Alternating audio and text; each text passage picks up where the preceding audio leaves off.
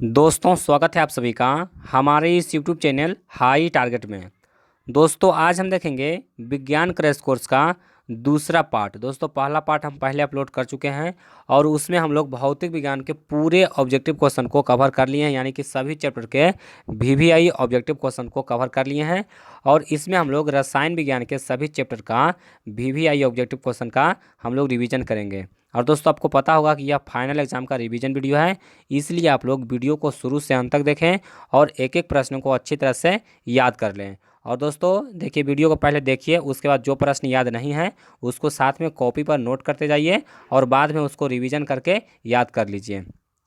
तो चलिए हम लोग पहला क्वेश्चन से वीडियो को स्टार्ट करते हैं। जल्दी से वीडियो को लाइक कर दीजिए और चैनल पर नए हैं तो चैनल को भी सब्सक्राइब कर लीजिए, ताकि आपको तीसरा जो वीडियो होगा उसका नोटिफिकेशन समय से मिल सके और समय से देख सके, क्योंकि बहुत सारे स्टूडेंट के पास नोटिफिकेशन नहीं जाता है। इसका कारण है कि वो सब्सक्राइब करके नहीं रखते हैं और बेल आइकन को नहीं दबाते हैं। तो आप लोग बेल आइकन को दबा करके रखिए ताकि आपको नोटिफिकेशन मिल सके।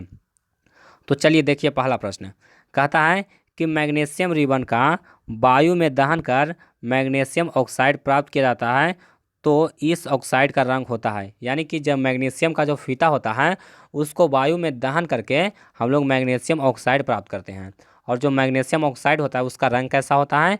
तो उजला होता है। बहुत महत्वपूर्ण क्वेश्चन है, बहुत बार एग्जाम में आ चुका है। चलिए उसके बाद देखते हैं अगला प्रश्न। देखिए कहता है मैग्नीशियम रिबन का वायु में दहन कैसा परिवर्तन है। यानी कि मैग्नीशियम रिबन को अगर हम लोग वायु में जलाते हैं यानी कि दहन करते हैं तो यह कैसा परिवर्तन है? तो यह एक रासायनिक परिवर्तन है। कैसा परिवर्तन है? रासायनिक परिवर्तन है। चलिए उसके बाद देखते हैं अगला प्रश्न। देखिए कहता है कि अंगूर का किण्वन करना कैसा परिवर्तन है। दोस्तों अंगूर का किण्वन करना कैसा परिवर्तन है? तो ये भी रासायनिक परिवर्तन है। अंगूर का किण्वन कैसा परिवर्तन है? रासायनिक परिवर्तन है। चलिए उसके बाद देखिए चौथा, बहुत बार एग्जाम में आ चुका है कि दानेदार जस्ता यानी कि जस्ता पर तनु सल्फ्यूरिक अम्ल डालने पर कौन सा गैस उत्सर्जित होता है। दोस्तों जस्ता से हम लोग तनु सल्फ्यूरिक अम्ल का अगर हम लोग अभिक्रिया कराएंगे तो कौन सा गैस उत्सर्जित होगा? तो हाइड्रोजन गैस उत्सर्जित होगा। चलिए उसके बाद देखते हैं अगला प्रश्न। देखिए कहता है कि किसी रासायनिक समीकरण में अभिकारकों के कुल भार उत्पाद के कुल भार के बराबर रहता है। दोस्तों किस रासायनिक अभिक्रिया में अभिकारकों का कुल भार और जो उत्पाद होता है उसका कुल भार बराबर होता है? किसमें? तो संतुलित रासायनिक समीकरण में बराबर होता है।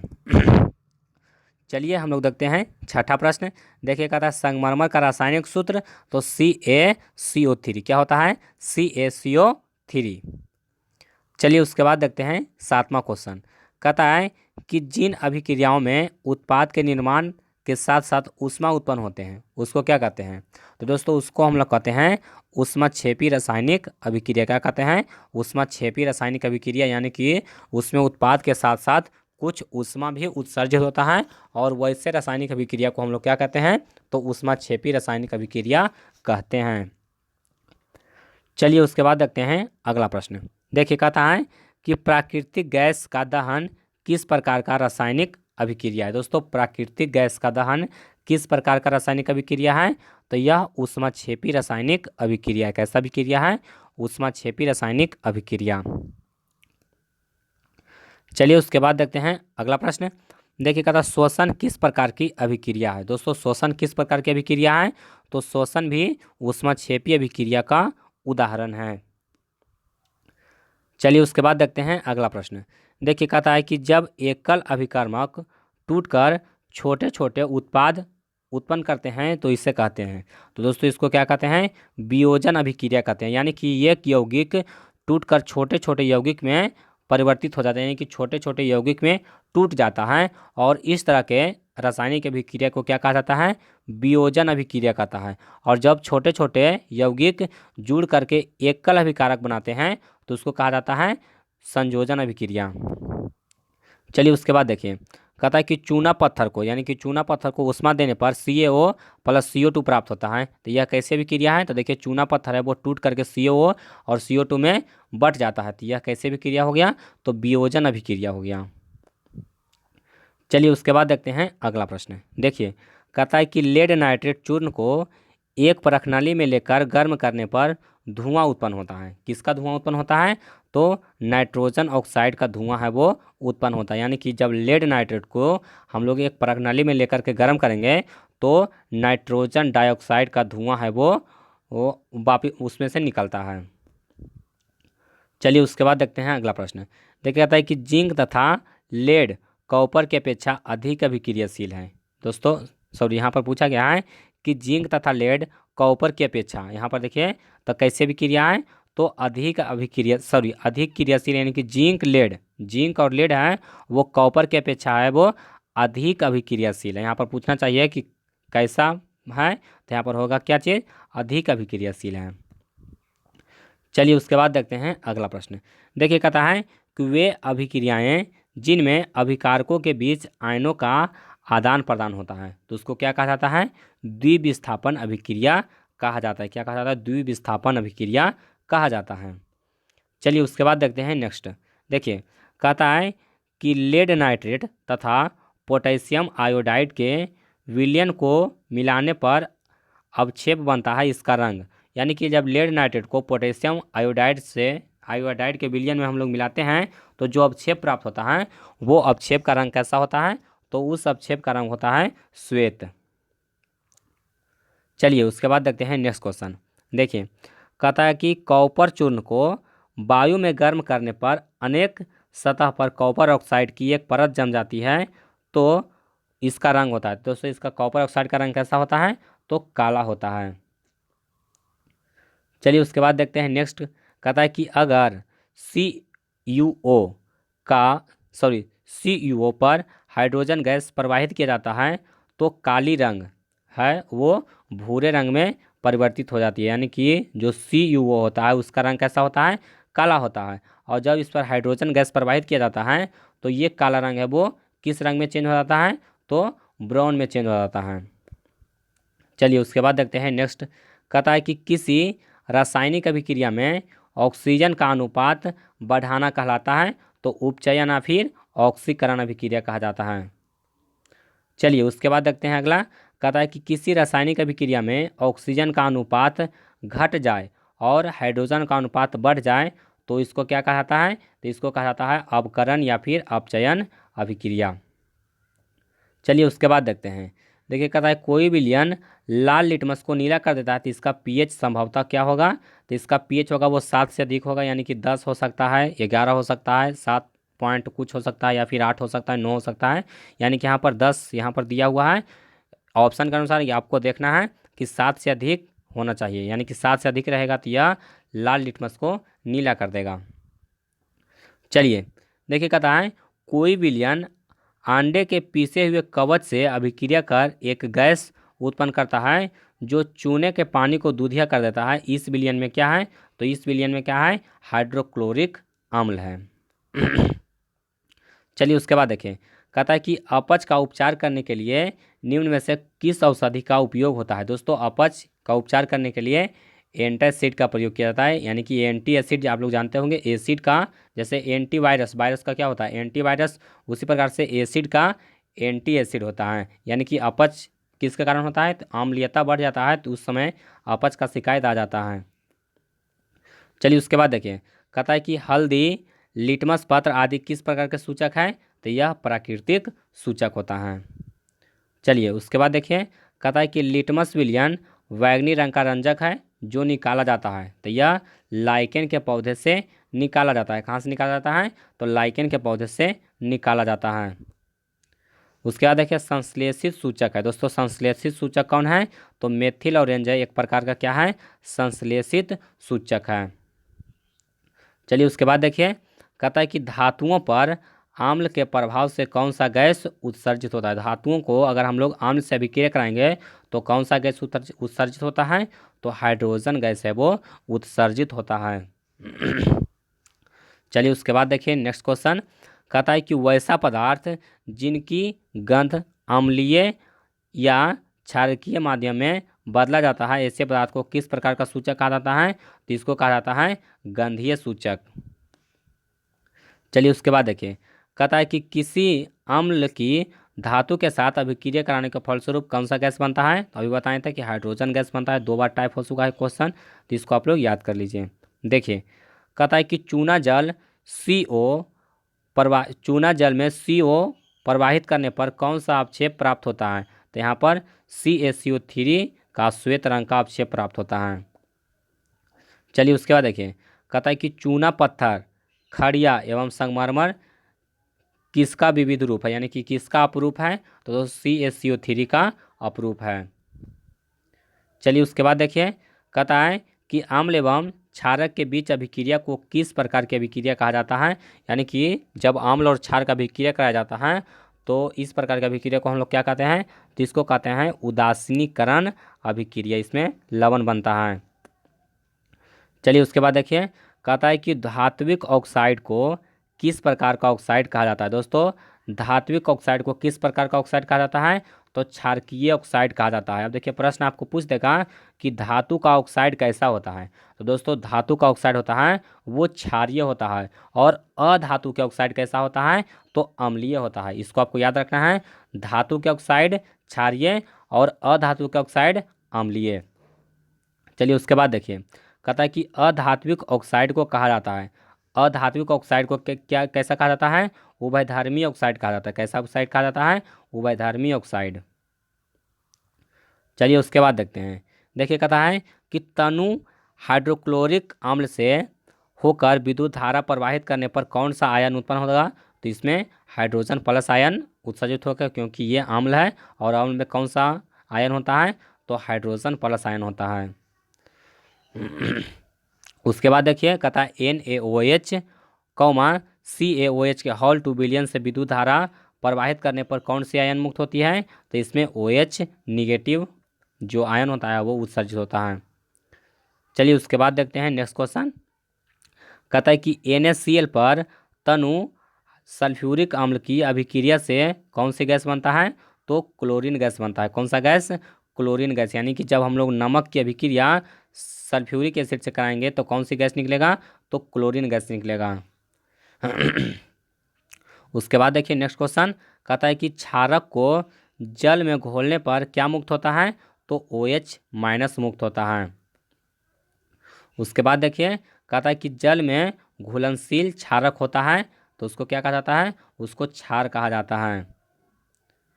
चलिए उसके बाद देखिए कहता है कि pH स्केल का शून्य, यानी कि pH स्केल का जो शून्य होता है वो अधिक अम्लीयता को दर्शाता है, और 7 होता है वो उदासीनता को दर्शाता है, और 7 से अधिक होगा यानी कि 14 अगर रहेगा तो वह अधिक क्षारीयता को दर्शाएगा।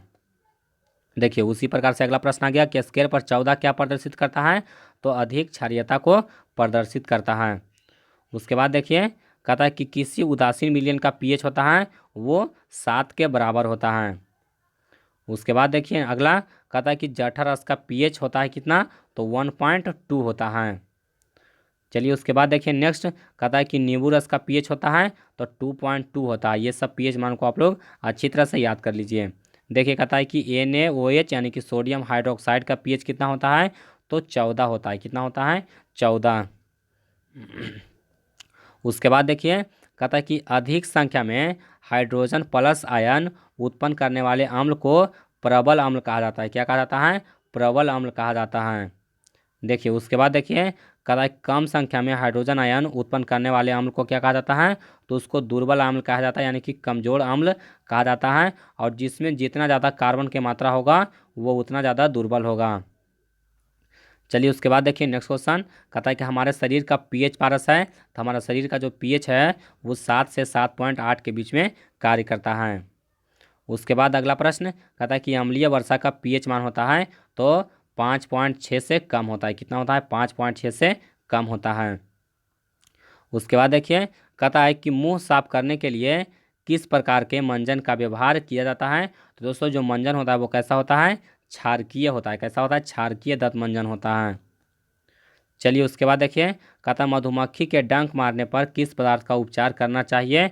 तो बेकिंग सोडा का उपचार करना चाहिए, क्योंकि मधुमक्खी जब डंक मारता है तो हमारे शरीर में एक अम्ल छोड़ देता है, और अम्ल को उदासीन करने के लिए हम लोग क्षार से अभिक्रिया कराएंगे, यानी कि बेकिंग सोडा कैसा होता है, क्षारीय होता है, तो क्षार से अभिक्रिया कराएंगे तो वह उदासीन होगा, और वहाँ पर जो काटने के बाद जो दर्द होता है वो कम किया जा सकता है।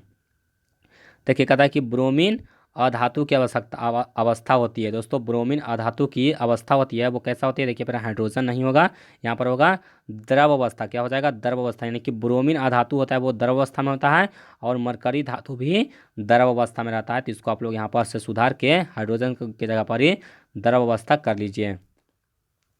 चलिए उसके बाद देखिए कहता है कि कार्बन का कौन सा अपरूप अधिक कठोर होता है। तो दोस्तों सबसे ज़्यादा कठोर कौन है, तो हीरा है, यानी कि जो कार्बन का अपरूप हीरा है वो सबसे ज़्यादा कठोर होता है। उसके बाद देखिए कहता है कि ग्रेफाइट कार्बन का एक अपरूप है जो मुलायम होता है। दोस्तों आप लोग ग्रेफाइट जानते होंगे कि क्या होता है, तो जो पेंसिल में निब होता है वो ग्रेफाइट का होता है, और ग्रेफाइट होता है वो विद्युत का सुचालक होता है और बहुत मुलायम होता है, जिसको आप लोग जानते हो, देखते हैं आसानी से आप तोड़ सकते हैं या फिर उसको छील सकते हैं। देखिए अगला प्रश्न कहता है ग्रेफाइट विद्युत का, तो ग्रेफाइट विद्युत का सुचालक होता है। उसके बाद देखिए अगला कहता है कि हीरा विद्युत का, तो हीरा है वो विद्युत का कुचालक होता है। उसके बाद देखिए अगला प्रश्न कहता है कि किस धातु को चाकू से काटा जा सकता है, तो सोडियम धातु को हम लोग चाकू से काट सकते हैं, और लिथियम को। चलिए उसके बाद देखिए कहता है कि मैग्नीशियम के दहन से जो उत्पाद बनते हैं वो है, तो दोस्तों मैग्नीशियम के दहन से क्षारीय उत्पाद बनता है। उसके बाद देखिए कहता है कि सल्फर के दहन से बने उत्पाद होता है तो अम्लीय होता है। चलिए उसके बाद देखते हैं अगला प्रश्न कहता है कि कौन सी धातु के दहन चमकदार श्वेत ज्वाला के साथ होता है, तो मैग्नीशियम का जब हम लोग जब दहन करेंगे तो उसका जो लौ होगा, यानी कि जो आग होगा वो श्वेत होगा और चमकदार होगा। चलिए उसके बाद देखते हैं कहता है लोहा भाप के साथ अभिक्रिया करे तो कौन सा गैस उत्पन्न होगा, तो हाइड्रोजन गैस उत्पन्न होगा, यानी कि जब लोहा को गर्म करके उसको हम लोग भाप से अभिक्रिया कराएंगे तो हाइड्रोजन गैस उसमें से निकलता है। चलिए उसके बाद देखिए अगला प्रश्न कहता है जल के सतह पर तैरने वाला धातु है, तो कैल्शियम और मैग्नीशियम ऐसा धातु है जो जल की सतह पर तैरता है। चलिए उसके बाद देखिए नेक्स्ट कहता है कि लोहा एवं इस्पात को जंग से सुरक्षित रखने के लिए उस पर किस धातु की पतली परत चढ़ाई जाती है, तो उस पर जस्ता की यानी कि जिंक की एक पतली परत चढ़ाई जाती है, जिसको जस्तीकरण या फिर गैल्वेनाइजेशन कहा जाता है। उसके बाद देखिए कहता है बॉक्साइड किस धातु का अयस्क है, तो बॉक्साइड क्रायोलाइट कोरंडम ये सब जो है वो एल्यूमिनियम का अयस्क है। उसके बाद देखिए कहता है पीतल मिश्र धातु है, तो पीतल से हो गया पिताजी यानी कि तांबा और जिंक, इसको इस तरह से याद कर सकते हैं पिताजी, यानी कि पीतल है वो तांबा और जिंक का मिश्रण होता है, यानी कि कॉपर प्लस जेडेन। उसके बाद देखिए कांसा होता है वो कॉपर और टीन का मिश्रण होता है, तो इसको भी आप लोग याद रखिए। उसके बाद देखिए सोल्डर, तो सोल्डर किसका मिश्रण होता है, तो पीबी प्लस एसएन यानी कि सीसा प्लस टीन का मिश्रण होता है। उसके बाद देखिए अगला कहता है शुद्ध सोना को व्यक्त किया जाता है, तो 24 कैरेट में व्यक्त किया जाता है। उसके बाद देखिए नेक्स्ट क्वेश्चन कहता है लोहे को जिंक से लेपित करने की क्रिया क्या कहलाता है, तो जस्तीकरण या गैल्वेनाइजेशन कहा जाता है, इसको भी हम बता चुके हैं। उसके बाद देखिए सबसे महत्वपूर्ण प्रश्न सीने बार किसका अयस्क है, तो सीने बार है वो पारा का अयस्क है। उसके बाद देखिए अगला प्रश्न हेमाटाइट मैग्नेटाइट ये सब जो अयस्क है वो किसका है, तो लोहा का अयस्क है। उसके बाद देखिए नेक्स्ट क्वेश्चन कहता है कि विद्युत बल्ब का तंतु किस धातु का बना होता है, तो विद्युत धातु का जो तंतु होता है विद्युत बल्ब का वो किसका होता है, टंगस्टन का होता है। उसके बाद देखिए कहता है कि अधिकतर धातुओं के ऑक्साइड होते हैं वो क्षारीय होते हैं। देखिए अधिकतर धातु के ऑक्साइड कैसा होता है, क्षारीय होता है, और अधातु के ऑक्साइड अम्लीय होता है। उसके बाद देखिए कहता है एक धातु जो विद्युत एवं ऊष्मा का कुचालक होता है, तो दोस्तों सीसा एक ऐसा धातु है जो विद्युत और ऊष्मा दोनों का कुचालक होता है। उसके बाद देखिए कहता है सल्फर अयस्क का सांद्रण किस विधि से किया जाता है, तो फोर्थ पोलोट्रेशन मेथड यानी कि फेल्म पलवन विधि द्वारा सल्फर अयस्क का जैसे जिंक सल्फाइड हो गया जेडएनएस है, तो जिंक सल्फाइड का हम लोग सांद्रण किससे करेंगे, तो फेन पलवन विधि से हम लोग करते हैं। उसके बाद देखिए कहता है कि एक ऐसी धातु जो वायु में संधारित्र नहीं होती है तो कौन सा है, एयू है, यानी कि सोना है, यह वायु से अभिक्रिया नहीं करता है। उसके बाद देखिए आभूषण बनाने वाला सोना है, तो जिससे हम लोग आभूषण बनाते हैं वो 22 कैरेट का सोना होता है और शुद्ध सोना होता है 24 कैरेट का। उसके बाद देखिए कहता है इमली में कौन सा अम्ल होता है, तो इमली में होता है टार्टरिक अम्ल। उसके बाद देखिए कहता है चींटी के डंक में कौन सा अम्ल होता है, तो इसमें होता है मेथेनोइक अम्ल या फिर इसी को फॉर्मिक अम्ल भी कहा जाता है। उसके बाद देखिए अगला कहता है दही में कौन सा अम्ल होता है, तो दही में होता है लैक्टिक अम्ल और सिरका में होता है एसिटिक अम्ल। दही में लैक्टिक अम्ल और सिरका में एसिटिक अम्ल। उसके बाद देखिए बहुत महत्वपूर्ण क्वेश्चन है, कहता है शुष्क बुझा हुआ चूना पर क्लोरीन गैस के विक्रिया से कौन सा पदार्थ बनता है, तो जब हम लोग बुझा हुआ चूना पर क्लोरीन गैस प्रवाहित करते हैं तो विरंजक चूर्ण का निर्माण होता है। देखिए आपको प्रश्न पूछ सकता है कि विरंजक चूर्ण कैसे बनाया जाता है, तो हम लोग आंसर में लिखेंगे शुष्क बुझा हुआ चूना पर क्लोरीन गैस की अभिक्रिया कराने पर विरंजक चूर्ण का निर्माण होता है। उसके बाद देखिए कहता है विरंजक चूर्ण का सूत्र होता है तो CaOCl2 होता है। उसके बाद देखिए कहता है बेकिंग सोडा का सूत्र तो NaHCO3 होता है। उसके बाद धोने वाला सोडा का सूत्र क्या होता है, तो Na2CO3 इंटू 10H2O होता है। उसके बाद जिप्सम का सूत्र क्या होता है, तो CaSO4 इंटू 2H2O होता है। उसके बाद प्लास्टर और पेरिस का क्या सूत्र होता है, तो CaSO4 इंटू हाफ H2O होता है। उसके बाद देखिए अगला कहता है कि किस विलयन का प्रयोग दीवारों की सफ़ेदी करने में किया जाता है, तो देखिए जब CaO में हम लोग पानी मिलाते हैं यानी कि काली चूना में जब हम लोग पानी मिलाते हैं तो वह क्या हो जाता है, बूझा हुआ चूना बन जाता है और इसी का विलयन का प्रयोग हम लोग दीवारों की सफ़ेदी करने में करते हैं यानी कि CaOH का होल 2। उसके बाद देखिए कहता है कि लवण यानी कि Na का जलीय विलयन, तो दोस्तों लवण का जलीय विलयन कैसा होगा, उदासीन होगा यानी कि उसका pH 1 कितना होगा, 7 होगा। उसके बाद देखिए कहता है कि ऑक्सीलिक अम्ल का प्राकृतिक स्रोत क्या है, तो टमाटर है। उसके बाद देखिए कहता है लिटमस जब न अम्लीय होता है और न ही क्षारकीय तब इसका रंग, तो आप लोग जानते हैं कि लिटमस क्या है, तो यह एक बैगनी रंग का रंजक होता है यानी कि ऑप्शन यहाँ पर क्या आंसर हो जाएगा, बैगनी हो जाएगा। उसके बाद देखिए सभी अम्लों में पाया जाता है, दोस्तों सभी अम्लों में क्या पाया जाता है, तो हाइड्रोजन पाया जाता है। उसके बाद देखिए कहता है पीएच में पी सूचक है किसका, तो पुषांज का सूचक है। उसके बाद देखिए कहता है जल की अस्थायी कठोरता दूर किया जाता है, किससे दूर किया जाता है, तो धोने वाले सोडे से दूर किया जाता है। उसके बाद देखिए कहता है कि अग्निशामक में किसका उपयोग होता है, तो अग्निशामक में बेकिंग सोडा का उपयोग होता है। उसके बाद देखिए हल्दी किस प्रकार का सूचक है, तो हल्दी है वो प्राकृतिक सूचक है। चलिए उसके बाद देखिए कहता है कि सक्रियता श्रेणी में सबसे ऊपर स्थित धातुओं का निष्कर्षण किस विधि से होता है, तो विद्युत अपघटन विधि से किया जाता है। उसके बाद देखिए नेक्स्ट क्वेश्चन कहता है कि धातुओं को उसके ऑक्साइड से प्राप्त करने के लिए किस रासायनिक प्रक्रम का उपयोग किया जाता है, तो उसको अवकरण या फिर अपचयन कराया जाता है। उसके बाद देखिए नेक्स्ट क्वेश्चन कहता है कि वैसे ऑक्साइड जो अम्लीय एवं क्षारीय दोनों गुण प्रदर्शित करता है तो उसको कहा जाता है उभयधर्मी ऑक्साइड। अब उभयधर्मिक ऑक्साइड कौन सा है, तो जिंक ऑक्साइड हो गया, एल्यूमिनियम ऑक्साइड हो गया, ये सब जो ऑक्साइड है वो कैसा ऑक्साइड है, तो उभयधर्मी ऑक्साइड होता है। तो आपको पूछ दे कि उभयधर्मी ऑक्साइड कौन है, तो देखिएगा ऑप्शन में जिंक ऑक्साइड या फिर एल्यूमिनियम ऑक्साइड रहेगा तो वह उभयधर्मी ऑक्साइड होगा। चलिए उसके बाद देखते हैं अगला प्रश्न कहता है कि विद्युत परिसकरण में शुद्ध धातु की पट्टी बनाया जाता है तो कैथोड में होता है वो शुद्ध धातु होता है। उसके बाद देखिए अगला प्रश्न कहता है कि कॉपर का निष्कर्षण होता है कॉपर पायराइड से। उसके बाद देखिए अगला प्रश्न कॉपर पायराइड क्या है, तो कॉपर पायराइड है वो कॉपर का अयस्क है। कहता है कि विद्युत अपघटनी परिसकरण में अशुद्ध धातु का बनाया जाता है एनोड यानी कि अशुद्ध धातु एनोड, शुद्ध धातु कैथोड। उसके बाद देखिए कहता है एक्वा रेजिया में किस अनुपात में सांद्र हाइड्रोक्लोरिक अम्ल और सांद्र सांद्र नाइट्रिक अम्ल का ताज़ा मिश्रण होता है, तो इसका 3:1 के अनुपात में होता है।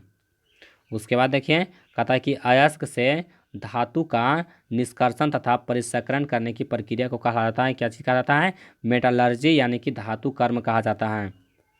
उसके बाद देखिए कहता है कि आयोडीन अधातु होते हुए भी चमकीला होता है। आयोडीन कैसा होता है, तो चमकीला होता है। चलिए उसके बाद देखते हैं अगला प्रश्न कहता है कि जिंक का निष्कर्षण किसके द्वारा होता है, तो विद्युत अपघटन के द्वारा होता है। उसके बाद देखिए कहता है कि ब्यूटॉन में क्रियात्मक समूह कौन सा है, तो ब्यूटॉन में क्या है, कीटोन है, ब्यूटॉन तो कीटोन। देखिए कहता है कि क्लोरोफॉर्म का रासायनिक सूत्र तो CHCl3 होता है, क्लोरोफॉर्म CHCl3 होता है। चलिए उसके बाद देखिए अगला प्रश्न कहता है हाइड्रोजन के दो परमाणुओं के बीच किस प्रकार का बंध होता है, तो एकल बंध होता है। देखिए हाइड्रोजन और हाइड्रोजन के बीच में एकल बंध होता है। नाइट्रोजन नाइट्रोजन के बीच में 3 बंध होता है, इसको आपको याद रखना है। उसके बाद देखिए कहता है सहसंयोजी यौगिक विद्युत के कैसे होते हैं, तो कुचालक होते हैं। उसके बाद देखिए कहता है कि कार्बन के यौगिकों की संख्या कितना है, तो लगभग 3 मिलियन है। उसके बाद देखिए कहता है कि एल्केन का सामान्य सूत्र क्या होता है, तो CnH2n+2 होता है। उसके बाद देखिए ब्यूटेनोन में कितने समयावयवी संभव है, तो ब्यूटेनोन का 2 समयावयवी संभव है। उसके बाद देखिए अगला प्रश्न, ये भी मोस्ट इंपॉर्टेंट है। देखिए कहता है एल्डिहाइड का प्रक्रियात्मक समूह है। दोस्तों क्रियात्मक यानी कि प्रक्रियात्मक समूह कौन सा है, तो एल्डिहाइड का CHO होता है। उसके बाद आप लोग जानते होंगे कि एल्किन का सूत्र और एल्काइन का सूत्र, एल्किन में 2n और एल्काइन में 2n-2। चलिए उसके बाद देखिए कहता है कि संतृप्त हाइड्रोकार्बन वायु में जलकर किस प्रकार का ज्वाला उत्पन्न करता है, तो स्वच्छ ज्वाला उत्पन्न करता है। उसके बाद देखिए कहता है कि असंतृप्त हाइड्रोकार्बन वायु में जलकर किस प्रकार का ज्वाला उत्पन्न करता है, तो काली धुएं एवं पीली ज्वाला। अब देखिए संतृप्त हाइड्रोकार्बन और असंतृप्त हाइड्रोकार्बन क्या है, तो देखिए जो एल्केन समूह होगा, जो एल्केन समूह होगा वो संतृप्त होगा, और एल्किन और एल्काइन समूह होगा वो असंतृप्त होगा। चलिए उसके बाद देखिए बहुत इंपॉर्टेंट प्रश्न है। कहता है कि वनस्पति तेलों के हाइड्रोजनीकरण में किस उत्प्रेरक का उपयोग किया जाता है, तो उसमें निकेल का प्रयोग किया जाता है, यानी कि उत्प्रेरक के रूप में निकेल का प्रयोग किया जाता है।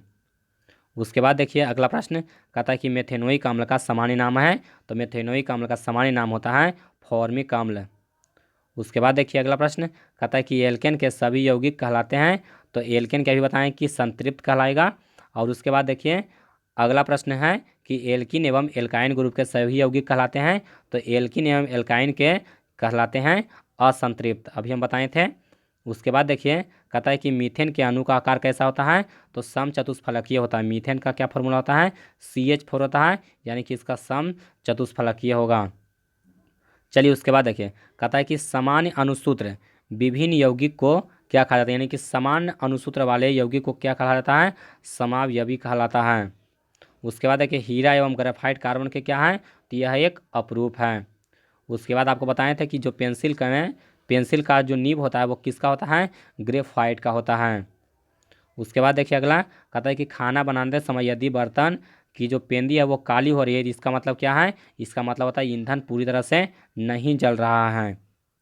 उसके बाद देखिए नेक्स्ट क्वेश्चन कहता है कि कार्बन हाइड्रोजन से संयोग करके क्या बनाता है, हाइड्रोकार्बन बनाता है। उसके बाद देखिए बहुत महत्वपूर्ण प्रश्न कहता है वायुमंडल में CO2 गैस की उपस्थिति कितना है, तो 0.03% है। चीनी का सूत्र जानते होंगे कि C12H22O11 होता है। उसके बाद आपको बताए थे कि जैव गैस यानी कि बायो गैस कौन है, तो CH4 है, यानी कि मीथेन होता है। चलिए उसके बाद देखिए कहता है कि खुली श्रृंखला वाले संतृप्त हाइड्रोकार्बन कहलाते हैं, तो इसको कहा जाता है पैराफिन कहा जाता है, यानी कि खुली श्रृंखला वाला संतृप्त हाइड्रोकार्बन क्या कहलाता है, पैराफिन कहलाता है। उसके बाद देखिए बहुत आसान क्वेश्चन, ग्लूकोज का आणविक सूत्र C6H12O6। उसके बाद देखिए कहता है कि कैल्शियम कार्बाइड पर जल से अभिक्रिया कराने पर कौन सा गैस बनता है, तो एसिटिलीन गैस बनता है। कौन सा गैस बनता है, एसिटिलीन, और इसी को एथाइन कहा जाता है, जिसका फॉर्मूला क्या होता है, C2H2 होता है। एसिटिलीन का फॉर्मूला क्या होता है, C2H2 होता है। उसके बाद देखिए अगला प्रश्न कहता है कि प्राकृतिक रबर किसका बहुलक है, तो प्राकृतिक रबर है वो आइसोप्रीन का बहुलक है। उसके बाद देखिए नेक्स्ट क्वेश्चन कहता है कि सोडियम एसीटेट को सोडा लाइम के साथ प्रतिक्रिया कराने पर क्या बनता है, तो मीथेन बनता है। देखिए आपको प्रश्न पूछ सकता है कि मीथेन कैसे बनता है, तो सोडियम एसीटेट को सोडा लाइम के साथ प्रतिक्रिया कराने पर क्या बनता है, मीथेन बनता है। चलिए उसके बाद देखिए कहता है कि प्रयोगशाला में संश्लेषित पहला कार्बनिक यौगिक कौन है, तो यूरिया है, जिसको किसने बनाया था, तो वो हेलर ने बनाया था। उसके बाद देखिए कहता है कि पॉलीथीन बहुलक है किसका, तो एथिलीन का बहुलक है। उसके बाद देखिए नेक्स्ट क्वेश्चन कहता है कि मेडलिफ के आवर्त सारणी में क्षैतिज कतारों को कहा जाता है, तो उसको आवर्त कहा जाता है। उसके बाद देखिए अगला प्रश्न कहता है कि मेंडलीव के आवर्त सारणी में ऊर्ध्वाधर स्तंभ को क्या कहा जाता है, तो उसको ग्रुप, समूह या वर्ग कहा जाता है। और ये कितना है, वर्ग कहेगा तो 18 और आवर्त कहेगा तो 7। चलिए उसके बाद देखिए कहता है कि मेंडलीव के तत्व वर्गीकरण का आधार क्या था, तो मेंडलीव परमाणु द्रव्यमान के आधार पर कराया अपने आवर्त सारणी को परमाणु द्रव्यमान के आधार पर ही बनाया था। उसके बाद देखिए कहता है कि आधुनिक आवर्त सारणी में तत्वों का वर्गीकरण का आधार क्या है, तो परमाणु संख्या है। उसके बाद देखिए अगला प्रश्न कहता है कि समूह में नीचे जाने पर धात्विक गुण, तो नीचे जाएंगे तो धात्विक गुण बढ़ेगा, ऊपर जाएंगे तो धात्विक गुण घटेगा। उसके बाद देखिए कहता है कि आवर्त सारणी के 18वें समूह में स्थित तत्व कहलाते हैं, तो जो 18वां समूह यानी कि सबसे लास्ट में है उसको कहा जाता है अक्रिय गैस, यानी कि जितने भी इसमें तत्व हैं वो अक्रिय हैं, यानी कि हाइड्रोजन इसमें कौन कौन है, तो हीलियम है, आर्गन है, क्रिप्टन है, जिनॉन है, ये सब जो है वो अक्रिय गैस हैं। उसके बाद देखिए कहता है कि त्रिक का नियम किसने दिया, तो डोब्रेनर ने दिया था। उसके बाद देखिए कहता है कि सबसे अधिक अभिक्रियाशील हाइड्रोजन कौन है, तो फ्लोरीन है। उसके बाद देखिए नेक्स्ट क्वेश्चन कहता है कि आधुनिक आवर्त सारणी में बाईं से दाईं ओर जाने पर परमाणु साइज क्या होता है, घटता है। उसके बाद देख लीजिए अगला प्रश्न कहता है कि किसी भी तत्व की संयोजकता कैसे निर्धारित की जाती है, तो इलेक्ट्रॉन की संख्या से निर्धारित की जाती है। उसके बाद देखिए कहता है किसने कहा था कि तत्वों के मूल गुणधर्म उनके परमाणु संख्या है, न ही परमाणु द्रव्यमान, तो यह किसने कहा था, मोसले ने कहा था। उसके बाद देखिए कहता है कि मोसले ने तत्वों को बढ़ते हुए किस आधार पर वर्गीकृत किया था, तो परमाणु संख्या के आधार पर वर्गीकृत किया था। उसके बाद देखिए 154 नंबर सवाल कहता है कि मेंडलीव ने तत्वों को किस आधार पर वर्गीकृत किया था, तो परमाणु द्रव्यमान पर, यानी कि मोसले क्या था परमाणु संख्या पर ही, और मेंडलीव क्या था परमाणु द्रव्यमान पर, और जो आधुनिक आवर्त सारणी है वो परमाणु संख्या पर आधारित है। तो दोस्तों उम्मीद करता हूँ कि ये वीडियो आपको पसंद आया होगा। और दोस्तों अगर आप इसका पहला वीडियो जो फिजिक्स का है वो नहीं देखे हैं तो जाकर के प्ले लिस्ट में देख लीजिए, आज ही वो वीडियो अपलोड किए हैं। और इसका जो तीसरा पार्ट आएगा उसको भी हम जल्द अपलोड कर देंगे, और उस वीडियो में बताएंगे कि आपको PDF कैसे डाउनलोड करना है। तो आपको तीनों वीडियो का PDF आपको वहाँ पर मिल जाएगा। तो जल्दी से इस वीडियो को लाइक कीजिए, अपने दोस्तों में शेयर कीजिए, और जल्दी से कमेंट कीजिए कि हमको इसका PDF चाहिए, तो हम अगला वीडियो में इसका PDF दे देंगे।